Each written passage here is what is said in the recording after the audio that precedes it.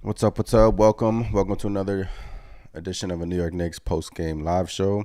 I'm your host Anthony from Knicks Nation. That is Chris. The New York Knicks lose. Final score 109 to 103. As you can tell, we're both not in great moods right now. Just terrible loss, Chris. Chris, what's up, man? Not much. Like you said, terrible loss. I'm pissed. Yeah. I'm pissed. Knicks had this game. Free throws killed us. We did it to ourselves. We did it to ourselves. This is a tough one to swallow. This is a tough one to swallow. We can go over a lot of things there at the end. Mitchell Robinson shot two free throws, hit one of them, got his offensive rebound, and Jalen Brunson got a foul there and hit one or two free throws. Um, and yeah, then the Bucks come down. This is all in all when Giannis fouls out. Giannis Antetokounmpo fouls out of the game. Then Grayson Allen, they run a screen for him. He hits a big 3-point shot. Then, mind you, the Knicks are down three. They have two timeouts remaining. Plenty of time left. I believe there was over, what, Chris, like 40 seconds left in the game? Yep. Something like that. Maybe 30, 40, plenty of time. 2-for-1 opportunity for the Knicks, or you can call timeout, draw play off of the timeout. But the Knicks decide not to do that. They decide against that. And Brunson brings out the ball. RJ Barrett feels like he's feeling it all night. Barrett was having a good game. Then RJ Barrett takes a wild 3-point shot, misses it off the back iron. And you miss that shot, this game's over pretty much, because then the Bucks get the rebound, and that's all she wrote. So we can go through that whole sequence there. I just couldn't believe that the Knicks didn't call a timeout there. Chris, there's 40 plus seconds left. You have two timeouts. What are you saving your timeouts for? Yeah, I mean, you said it. There was over 40 seconds left. As soon as RJ got the ball and he just, he stood there and I'm just, no, don't do it, RJ. Don't do it. Tibbs, call a timeout, something. No, sure enough, he tries to get back at Allen, who's a legit 3-point shooter, and Yeah. takes a contested three. I mean, it drove me insane. It's driving me insane, I should say. It wasn't. It was a We should bad have gone shot. for I two. mean, We should have took a timeout, drew up a play, anything but that. Anything but that. it didn't make sense. Like, call a timeout, draw up a play there at the end. Draw up a play there at the end, have RJ calling for screen, and maybe you get a better look than what RJ got. But maybe RJ was feeling it. He decided to play hero ball, but that shot, man, was in that situation, two timeouts in your back pocket, you just don't take that shot at all. And it stinks because RJ Barrett was having such a good game, and he was efficient tonight. And that shot pretty much it sealed the deal, man. It pretty much. I mean, the Knicks lost the game other than that shot, but that shot has been magnified because it was such a bad shot. Like, you just don't take that in the situation. But I mean, yeah, man. That's It four in a just row. That's four L's in a row at home now. The Knicks at home are under 500. They do not play well at home at all. I don't. They didn't take advantage of the situation. Giannis fouls out there at the end, Chris, and they don't take advantage of it. yeah, I mean, it was it was a sloppy game from beginning to end, pretty much both on both sides. Um, but again, this is the type of game that when you have, like you said, Giannis fouling out, a chance to take the lead just by hitting free throws, just situational awareness when it matters the most. Those things were Yes. just missing for us at the end, and it sucks. It sucks. And I see already in the chat here, bad coaching. Oakley Lomans saying bad coaching, 0.33 seconds, and exactly, you want a timeout there. You want to draw something out. If you see the play is dead, these are crucial possessions at the end of the game. Call a timeout, draw something up. That's what good coaches do. You would think so. Tyler in the chat, appreciate Tyler always. RJ wanted to get that three back. His ego got the best of him. RJ wanted to play hero tonight. He saw that Jalen Brunson maybe took the shots in previous games. Maybe he wanted to be like, hey, I can do it too. I'm clutch and I can hit this shot. And it was just a bad shot in that situation. You just don't take that shot. RJ's in his fourth year now. He should know better than that to take that shot. I mean, but he takes it. Look, if he makes it, he's the hero, right? But he missed it, and he has to have the consequences that are gonna come with that shot. And that's us coming on this post game and just talking bad about it. And I'm sure he's gonna be kicking himself in the post game comments that look, it was a bad shot. Yeah. Yeah, and then again, I just when you have Brunson on the court, I believe Grimes was out there. I'm not too sure, but that's the guys you want to have that shot. Grimes has proven he can hit contested threes. Brunson. Not to say we needed to settle for a contested three to begin with, but it just Two for one, man. All you needed there was a 2-for-1. Yeah, exactly. There's plenty of time. Go try to draw a foul in the paint. If I'm RJ, I'm trying to do that first instead of settling for a 3-pointer, a contested 3-pointer on an actually decent defender. Yeah. Actually, in the chat, how could you have your worst 3-point shooter take that shot? Look, if they called a timeout, I don't think it would have been designed for RJ to take that shot. I think it would have either went a pick and roll with Jalen Brunson, maybe even Grimes in the corner. You draw a defender, you have Grimes there. So, but yeah, bad shot. Tyler, RJ also has had a brutal turnover with around 3 minutes to go to just get Brunson the ball and get out the way. Yeah. RJ there at the end was forcing it a little bit.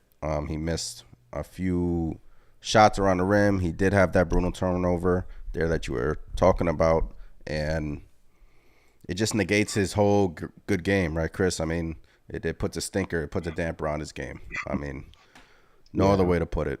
But it's unfortunate too. He had a really good game, but it's just those moments where it matters the most is he doesn't have that. He's not showing that situational awareness or the urgency, because that turnover, I know exactly, he's replaying in my head right now.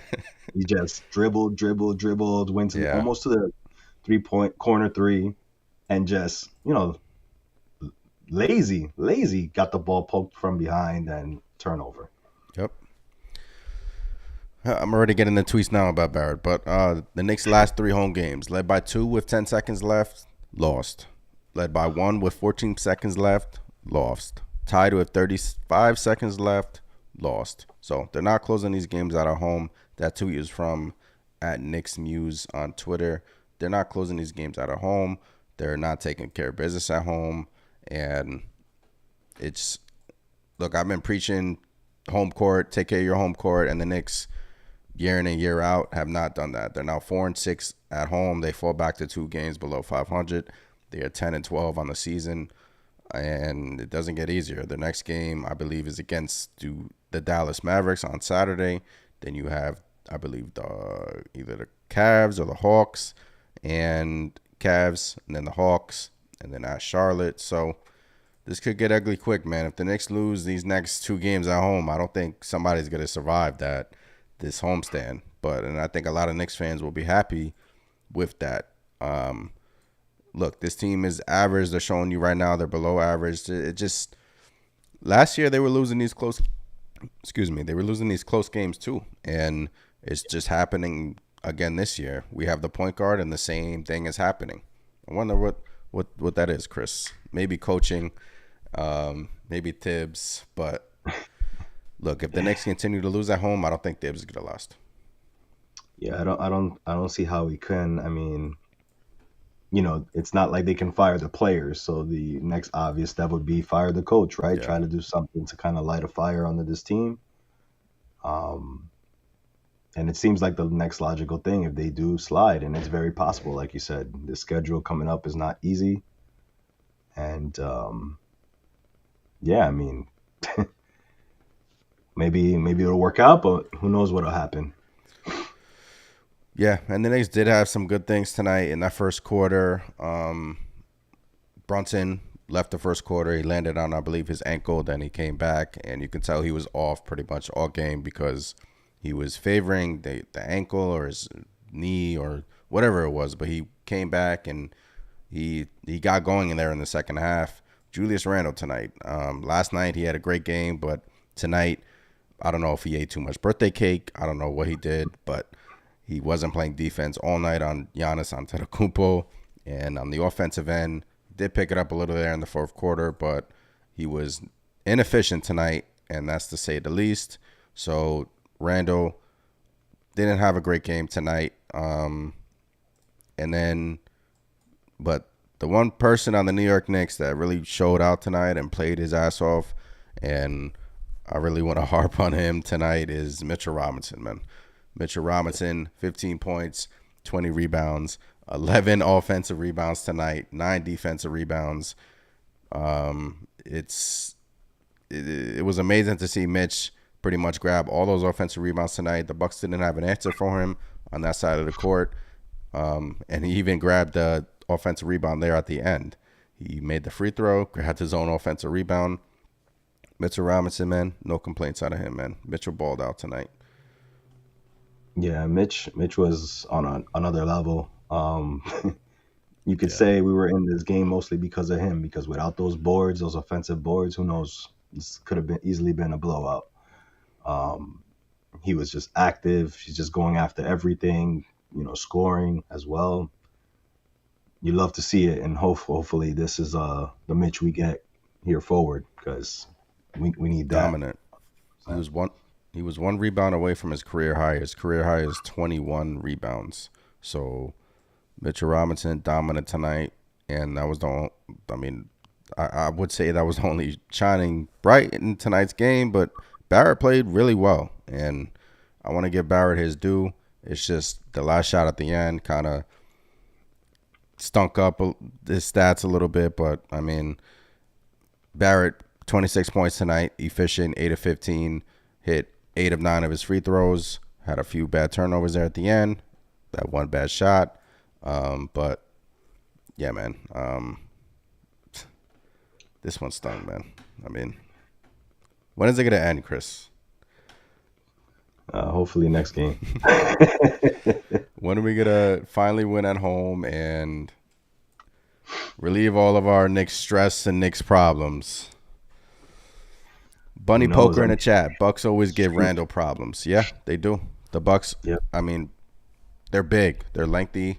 They're they're pretty much a top 5 defense in the league, if not the best defense in the league. And you could tell Julius Randle was struggling there a little bit. But at the same time, Julius Randle was forcing it a lot in that first quarter and in the yeah, first half. He was forcing it a lot.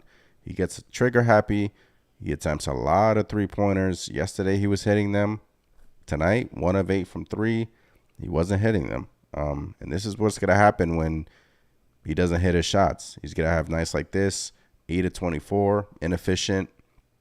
Offense is not flowing. The Knicks assists tonight were down because of that. Only 18 total team assists.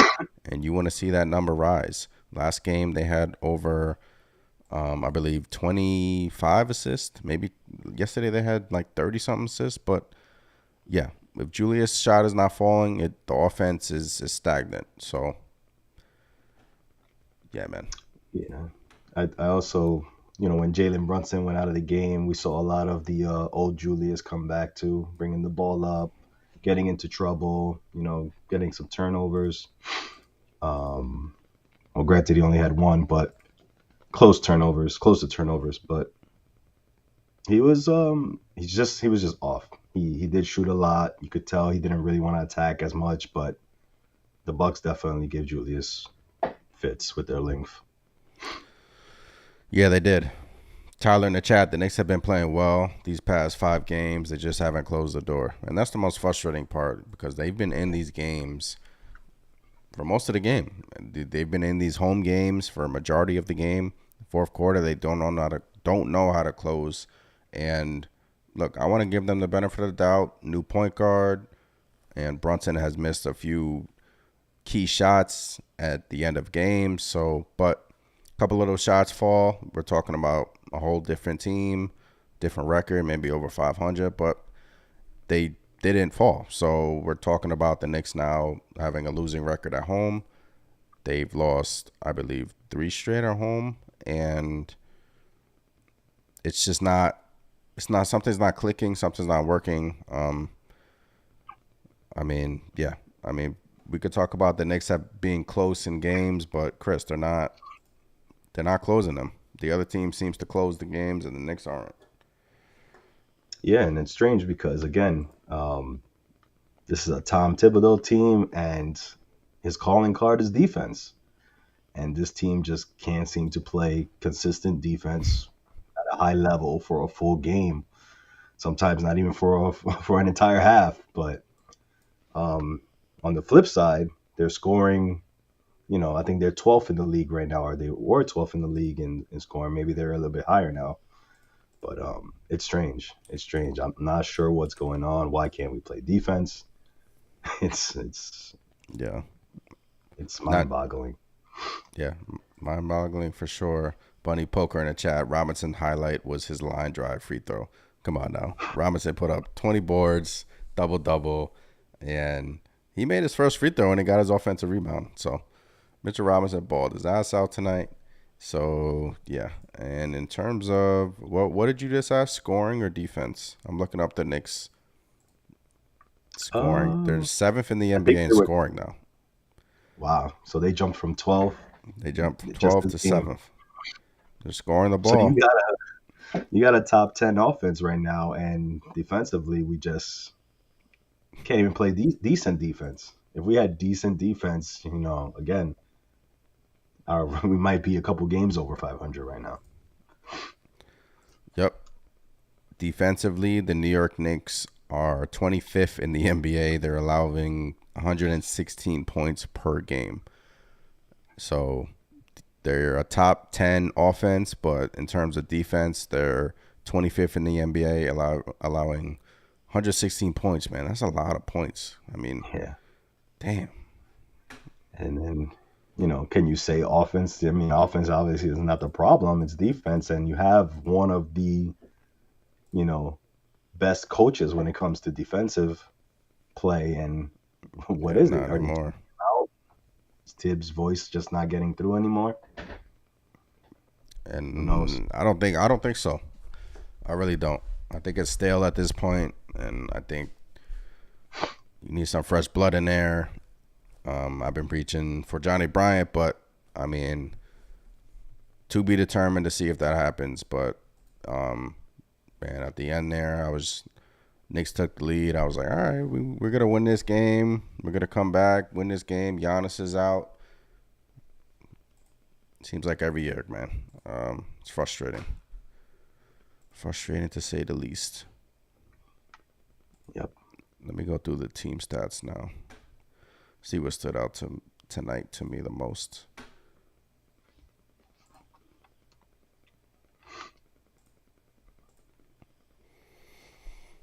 And it stinks because the Bucks were missing their threes there early on in the game. They weren't hitting their shots. They shot only 28% from three tonight.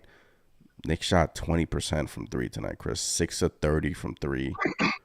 Once again, they're not shooting the three at a high percentage. I mean, free throw percentage, Knicks missed 7 free throws, some big free throws there at the end. And that was the game, man. And if it's not defense, it's missing free throws, it's missing three-point shots. If it's not something, it's another thing. Yeah, I mean, Yeah. the Bucks couldn't hit a three to save their lives early on, and I think even Giannis didn't score until like what, late in the second quarter. I think he got his first points. So again, it just goes to show you how weird this game was kind of playing out. But the Bucks hit their threes when it mattered the most, and the Knicks just tossed up air balls. Unfortunately. Yeah. The Knicks are dead last in the NBA in terms of three-point shooting, and it's not getting any better. They still have guys that just shoot, chuck shots. at a low percentage. And look, if you're open, more power to you. Shoot the ball, but it's only going in about 20% of the time, and that's killing the Knicks at this moment. If they had 3-point shooters on their team, granted they're a top 10 offense, you can only imagine if they were a better shooting team, it would be a great offense. Yeah, if they hit a couple more threes a game, I mean, maybe you can hide a lot of your defensive issues. Yeah. Big task and salute, guys. The story of the game is free throws. Yeah, man. Yes. It's so simple, man. I mean, I can go out there right now and probably hit 9 out of 10 free throws from the line. And I haven't played basketball in quite a few years, Chris. It's been a while, but even I can hit Hey, my free throws, man. if Giannis can go out there and hit 9 of 12 free throws, come on, Knicks. You can hit some of your free throws too. Give me 6 of them, and this is a different game. 13 to 20 from the line, man. You're not going to win games like that, especially at the end there. Brunson missed a key one. Robinson missed a key one. Barrett was fouled on a 3. He missed 1 out of 3. Just cumulative altogether. Bad free throw shooting tonight. And yeah, when you pair that with your poor defense, your poor shooting, you're bound to lose, even though the Knicks had a great chance there at the end. Once again, if you're just joining, just to recap the end there, Knicks were down 3, had 2 timeouts left, decided not to call timeout. Barrett there took a wild shot and pretty much missed it, back iron. Then the Bucks got the rebound, and that's pretty much all she wrote from there. So, I feel like I ask this all the time, though. I mean, but where do the Knicks go from here? Now they're 2 games under 500. They're back where they started before last night's game, 4-6 at home. Chris, doesn't look like it's getting any better, man. Doesn't. No, I mean, I hate to sound like a broken record here, but without the defense, it's just, you know, even without the 3-point shooting, I think defense is the bigger issue here. You got some guys that are just, they're not trying. I mean, how many times tonight did Grayson Allen, who is basically just a 3-point shooter, he tried to drive in the lane and dunk it on Oh yeah, everybody. He was Jordan. Come on. And half the time these, whether it was Julius Randle or even Ihart at times, they just stared at him go right by for an easy bucket. yeah, It's it's just not good. yeah. Somebody put a body on him. I mean, Yeah, give him a somebody, hard foul, yeah, something, put him on the deck, man. Put him on the floor. Somebody, please. But yeah, Grayson Allen, he didn't shoot the ball well tonight, but like you said, he was driving the ball, and the Bucks were moving the basketball. They were just missing too. The Bucks were missing. The Knicks were missing.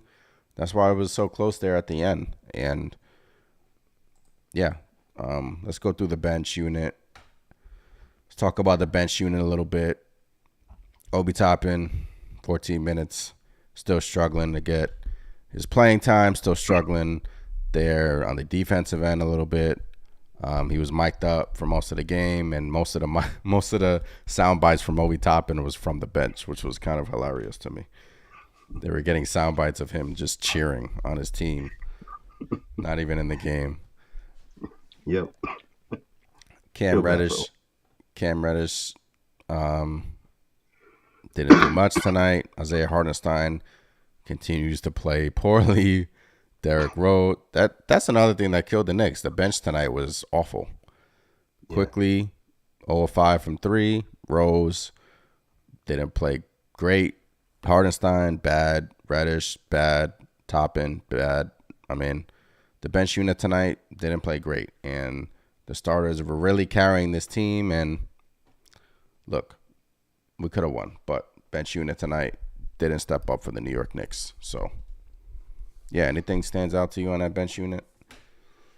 Yeah, I wish Sims got a few minutes. I mean, I think Ihart was struggling early on in this game. I know he had some good moments later on in the game. He started to bring more energy, but it's the game. These guys, the Bucks, they're strong. They're big, down low. Get Sims in there. He can disrupt. He can get boards. He can give Mitch a breather here and there. Yeah. It would have been nice to see Sims get out there and play a bit. I even think quickly, even though his shots wasn't falling, he was still doing good things defensively, getting boards. I would have liked to see him get a couple more minutes as well. Yeah, me too. Especially there, Brunson there in the beginning was hurt, and then the first substitution was Derrick Rose in for Jalen Brunson. So Yeah, quickly, he has been getting his minutes though. He played 18 minutes tonight. Yesterday he played over 25. So quickly's been getting his minutes. Has been one of the most consistent players on this team. So not really worried about that.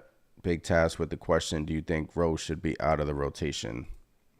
I mean, we were talking about this a little bit off air before, either before or after last game when I was telling you that, look, I don't think Derrick Rose is healthy right now, whether it's father time catching up to him, but he does not look the same at all. He just looks like a shell of himself.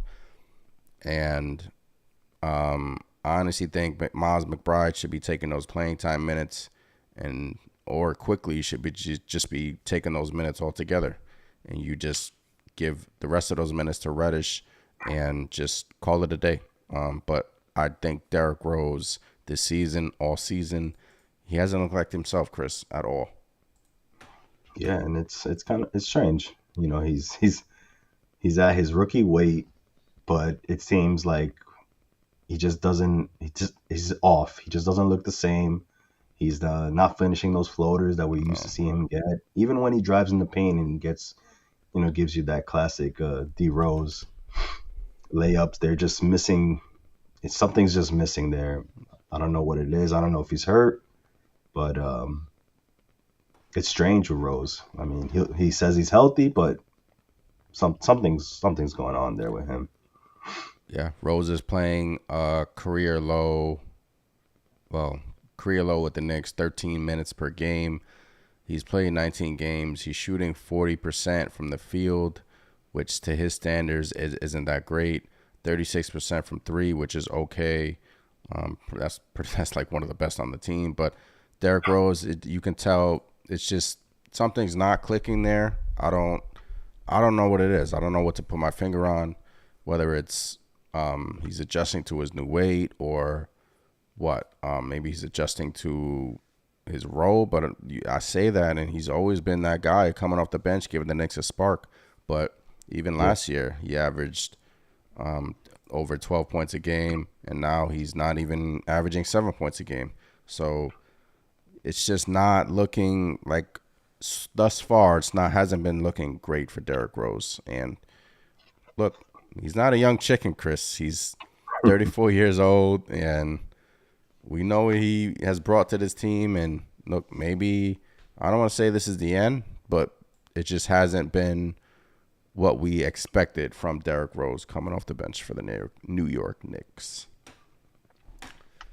yeah, I agree. I mean, we're so used to Rose coming off the bench, and it's just basically instant offense right off the bench. Yeah, And even before he dropped the weight, yeah, I felt he was even more explosive then than he's looking now, which is surprising. So it could just be, maybe he's just losing a step.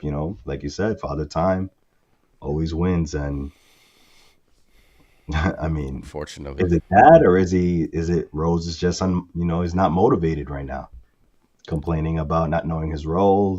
could be. It could be maybe he wants to change the scenery. Maybe that'll be best for him, and I do think eventually the Knicks would move on from Derrick Rose, but it's just a matter of time. And Big Task with another question. With the Knicks not shooting well from three, do you think that they should incorporate Fournier back in the rotation? We joked about this during last game, but I mean, you bench Fournier and you haven't gone back to him. He hasn't played. I don't think so, especially when Quentin Grimes is playing so good, Chris. I mean, he looked good again today. Yeah, I don't think you go back to Evan Fournier.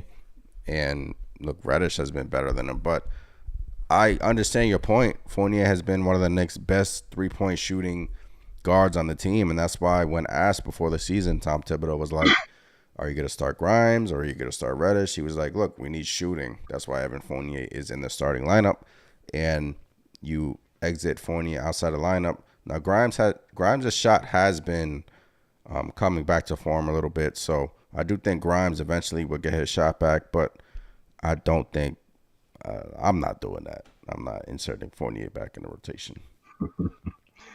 It has popped up in my head. I did think about him, like, hell, why not? Let's see what happens. But I think with Grimes being out there, like you said, and his shot starting to come back to form, um, it's just a no-brainer. You can't really put Fournier in there, especially if it's taking minutes from Grimes.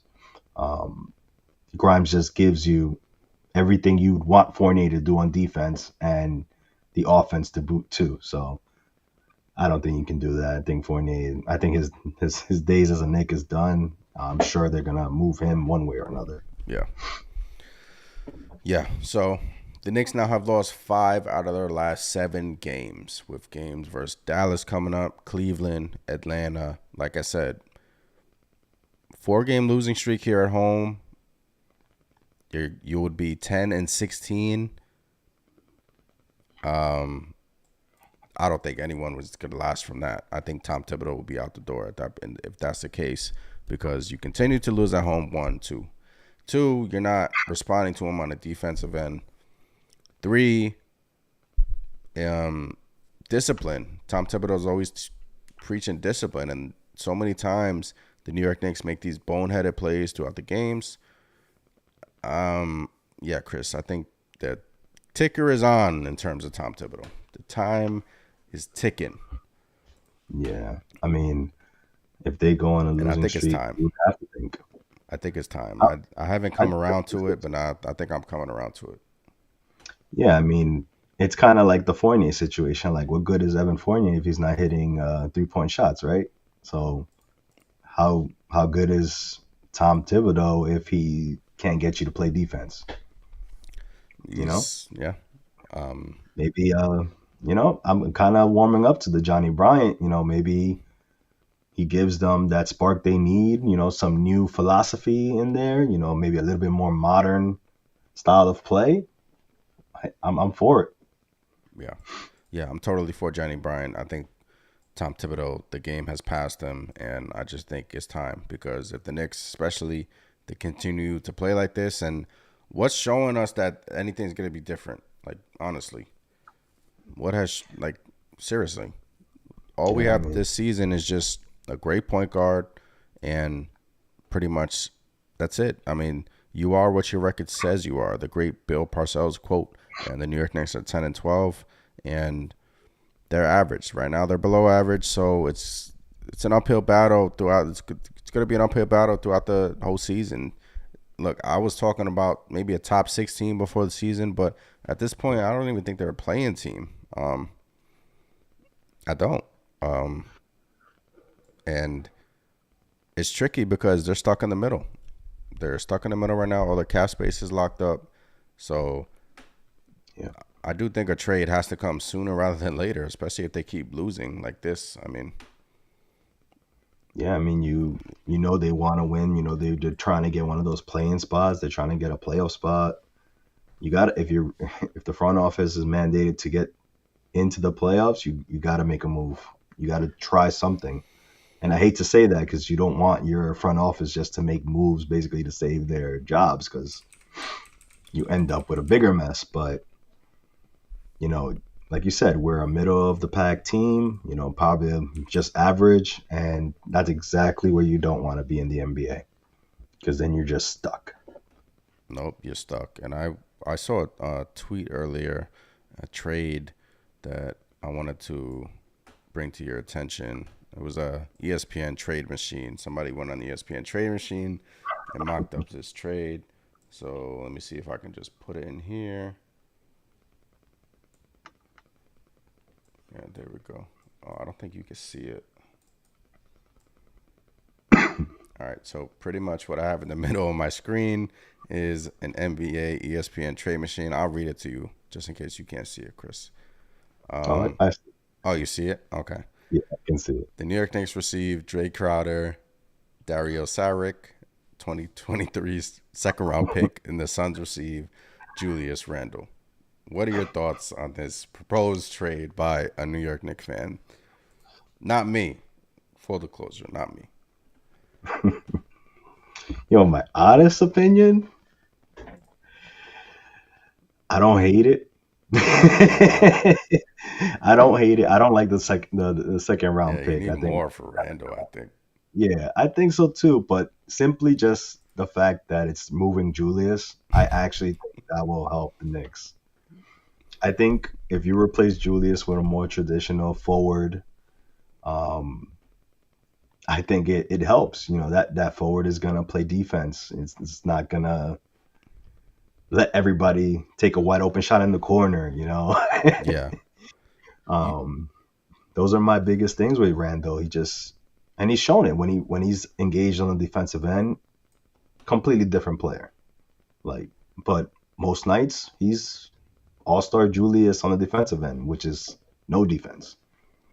yeah, to me, this trade, the New York Knicks would need more for Julius Randle. But if they were to do something something like this, they're dumping pretty much for the 4 years that are left on Julius Randle's contract, because you're taking back Crowder only has 1 year left and Dario only has 1 year left. So you're essentially just dumping Julius Randle's contract and just clearing that cap space and hoping for the next somebody to come available. But I just think that if you're a Knicks fan looking at this trade that I have pulled up, I think that if you're the Suns, I would do this in a heartbeat.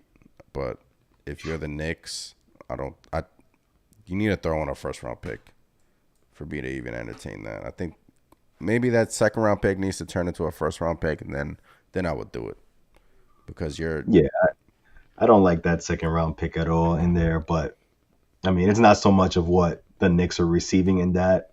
For me, it's just it could be any team basically trying to get Julius Randle. If I feel like if Julius Randle gets moved by the Knicks, it's just I think it'll open up a lot for them. yeah. So that was just an interesting trade that I saw earlier today. Knicks fans are coming up with all these trade ideas, and look, because they know this team isn't really going anywhere, so they know eventually somebody has to get dealt, and the guy they want dealt is Julius. And look, they're on ESPN Trade Machine just coming up with all these trade ideas, and that was just one of the trades that were on my timeline at Knicks Nation. If you're not following, please do. But yeah, anything else you wanted to talk about tonight, Chris, or you wanted to kind of just talk about upcoming schedule, maybe some changes that need to be done. Yeah, RJ, please stop shooting threes. Give the ball to Brunson and Grimes in crunch time. If you're gonna try to shoot a three, just pass the ball or Yeah, drive it or stinks. driving. It stinks because RJ was having such a great game, and he is shooting on the season 27% from three, not good. And tonight, when he actually in the first quarter, he actually pulled up for a mid-range jump shot. Chris, I was like, Yes. I was shocked. I was like, oh my God, RJ Barrett just shot a mid-range jump shot. Hallelujah. I don't know what happened to that. I don't know what happened to that in his game, but he doesn't shoot those mid-range jump shots at all.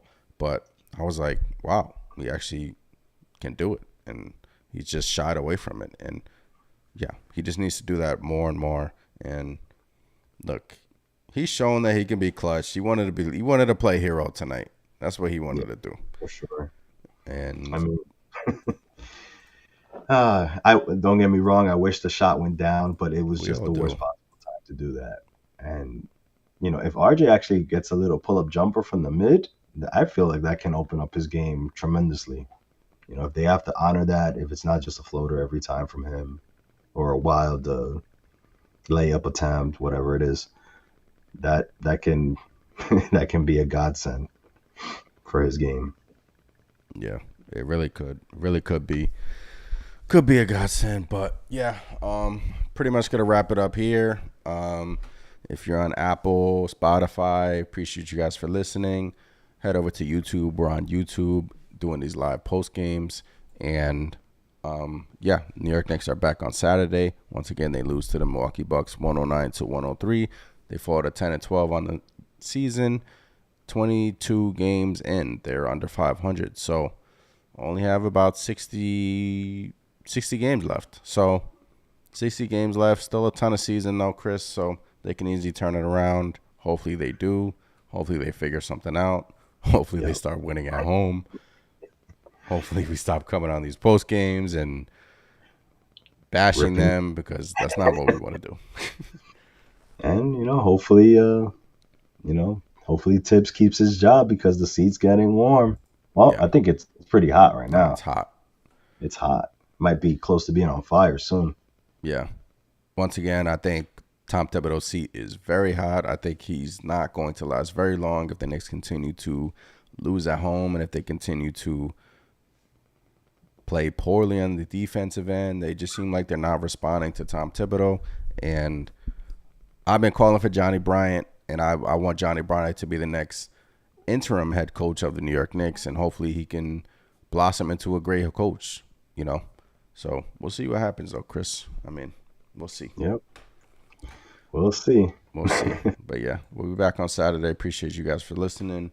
I'm Anthony. That is Chris. And have a good night. Peace. Peace.